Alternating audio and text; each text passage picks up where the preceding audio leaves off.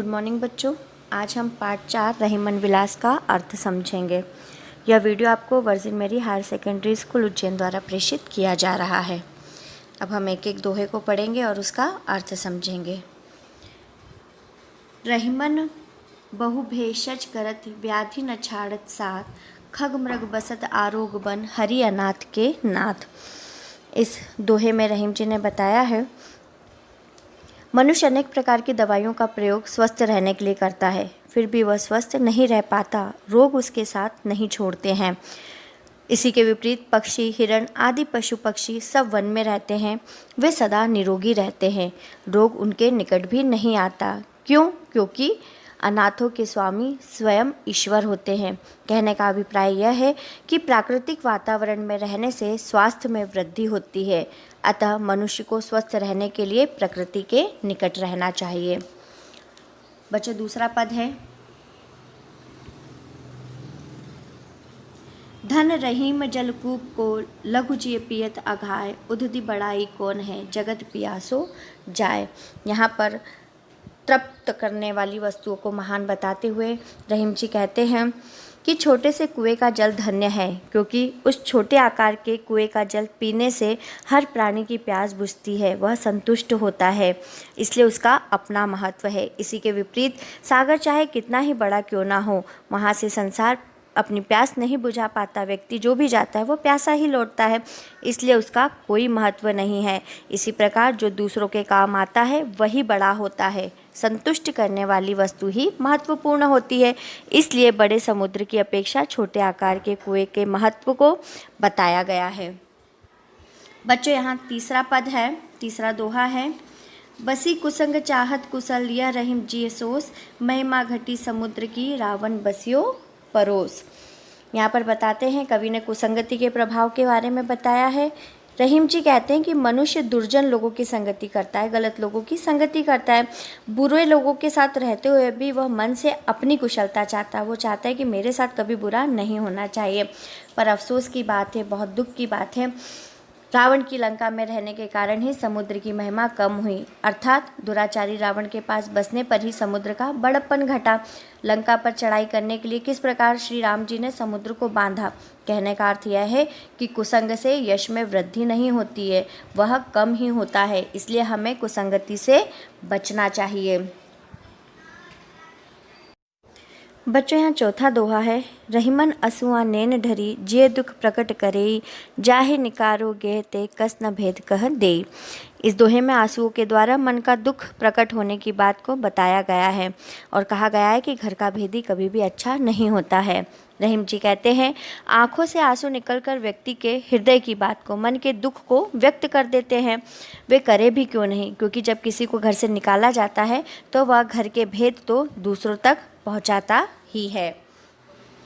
पांचवा पद है यहाँ पर, जब लगी वित्त न आपने तब लगी मित्र न कोय, रहीमन अंबुज अंबु बिनु रवि नाहित हित होए। यहाँ पांचवें दोहे में रहीम जी ने बताया है, रहीम जी कहते हैं कि जब व्यक्ति के पास धन नहीं होता तब तक कोई मित्र नहीं होता, अर्थात व्यक्ति के पास धन आ जाता है तो अनेक लोग उसके मित्र बन जाते हैं, परंतु क्या सभी मित्र मित्रता की कसौटी पर खरे उतरते हैं? जिस प्रकार कमल पानी में उत्पन्न होता है किंतु पानी के बिना कमल उत्पन्न नहीं हो सकता, उसी प्रकार धन में ही वो शक्ति होती है जिससे वह मित्र बनाता है। यहाँ पर अगला दोहा है, अनकीन्ही बातें करे सोवत जागे जोए, ताही सिखाए जगाबियो रहीमन उचित न होए। यहाँ पर रहीम जी ने बोला है, रहीम जी कहते हैं कि सोते जागते हुए निरर्थक बातें करने वाले व्यक्ति को समझाना उचित नहीं है। रहीम जी कहते हैं, जो व्यक्ति सोते और जागते हुए अनकही या निरर्थक बातें करता है, ऐसे व्यक्ति को समझाना उचित नहीं है, क्योंकि उसे किसी भी प्रकार से समझाया नहीं जा सकता है। अगला दोहा है, देन हार को और है भेजस सो दिन रेन, लोग भरम हम पे धरे याते नीचे नैन। यहाँ पर रहीम जी ने दानी भाव को प्रस्तुत किया है, दान देने के भाव को प्रस्तुत किया है। रहीम जी कहते हैं कि धन संपत्ति देने वाला तो कोई दूसरा है, अर्थात ईश्वर है, वही हमको धन संपत्ति देता है, तभी हम किसी और को दान दे सकते हैं। वह हमें रात दिन देता रहता है। रहीम जी उसी धन संपत्ति को दान में बांटते हैं, और जो दान प्राप्त करता है वह अज्ञानतावश भ्रमवश यह समझता है कि देने वाले कौन है, रहीम जी हैं। इसी कारण रहीम जी के नेत्र दान देते समय सदैव झुके रहते हैं। बच्चों 8वां दोहा है, छिमा बड़न को चाहिए छोटन को उत्पात, का रहीम हरि को वटियो जो भृगुमारी लात। यहाँ पर कवि ने बड़े लोगों की क्षमा करने की प्रवृत्ति को उनके व्यक्तित्व की शोभा बताया है। रहीम जी कहते हैं जैसे बड़े लोग जो होते हैं उनके व्यक्तित्व को क्षमा करना ही शोभा देता है, उसी प्रकार छोटे बच्चों को उपद्रव मस्ती करना शोभा देता है। बड़े लोगों द्वारा उनकी गलतियों पर क्षमा करना ही उनका बड़प्पन है। रहीम जी कहते हैं भगवान की कीर्ति में क्या कमी आई, जब भृगु ऋषि ने पैर से उन पर आघात किया तो भगवान ने अपना बड़प्पन दिखाते हुए उनसे पूछा कि प्रभु आपके पैरों में मेरी कठोर छाती पर लात मारने से चोट तो नहीं लगी। ऋषि जो थे वो भगवान से तो छोटे ही थे, फिर भी भगवान ने बड़प्पन दिखाते हुए उन्हें क्षमा कर दिया। इसीलिए बड़े लोगों को क्षमा ही शोभा देती है। अगला दोहा है, टूटे सुजन मनाइए जो टूटे सो बार, रहीमन फिर कोइए टूटे मुक्ता हार। यहाँ पर रहीम जी ने सज्जनों तथा अपने प्रिय लोगों के रूठ जाने पर उन्हें बार बार मनाने पर बल दिया है कि हमारा कोई हमसे रूठ जाए तो हमें उसे मना लेना चाहिए। रहीम जी कहते हैं जिस प्रकार कीमती मोतियों के हार के टूट जाने पर क्या हम उन मोतियों को फेंक देते? नहीं, वो जितनी बार टूटते हैं हम उतनी बार उन्हें धागों में पिरोकर फिर से हार बना लेते हैं। उसी प्रकार जो श्रेष्ठ लोग हैं, हमारे प्रियजन हैं, हमारे कुटुंबी संबंधी और मित्रजन हैं, अगर वो हमसे रूठते हैं या नाराज़ होते हैं तो हमें उन्हें भी बार बार मना लेना चाहिए। अगला दोहा है, रहीमन पानी राखिए बिन पानी सब सून, पानी गए न उबरे मोती मानुस चून। यहाँ पर रहीम जी ने व्यक्ति को अपना आत्मसम्मान बनाए रखने की सलाह देते हुए बताया है। रहीम जी कहते हैं मनुष्य को अपने जीवन में आत्मसम्मान रखना चाहिए, क्योंकि पानी के बिना तो सब कुछ सूना ही है।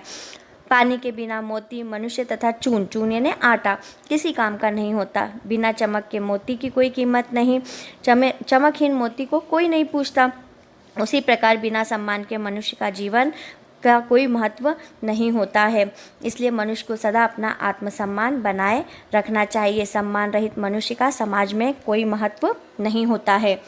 अगला दोहा है, मथत मथत माखन रहे दही मही बिलगाए, रहीमन सोई मीत है भीर परे ठहर राय। यहाँ पर रहीम जी ने इस दोहे में सच्चे मित्र की पहचान के बारे में बताया है। रहीम जी कहते हैं जिस प्रकार दही को बिलो कर मथ कर, हम दही को मथ कर छाछ और मक्खन को अलग अलग करते हैं, उसी प्रकार जब संकट का समय आता है तो वो मथनी का काम करता है।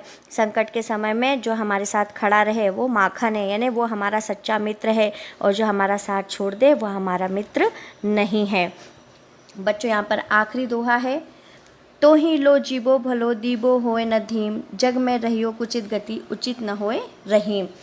यहाँ पर रहीम जी ने जीवन की सार्थकता के संबंध में बताया है। रहीम जी कहते हैं कि संसार में जीवित रहना व्यक्ति के लिए तभी तक सार्थक है जब तक उसके अंदर देने का भाव हो, दान करने का भाव हो। जब उसके मन में देने का भाव धीमा पड़ जाता है या लुप्त हो जाता है तो ऐसे व्यक्ति का जीवन अनुचित है। देने का भाव समाप्त होने पर संसार में जीवित रहना उचित नहीं है। उसकी सार्थकता, क्योंकि जीवन की जो सार्थकता है वो कहाँ, देने के भाव में ही छिपी हुई होती है।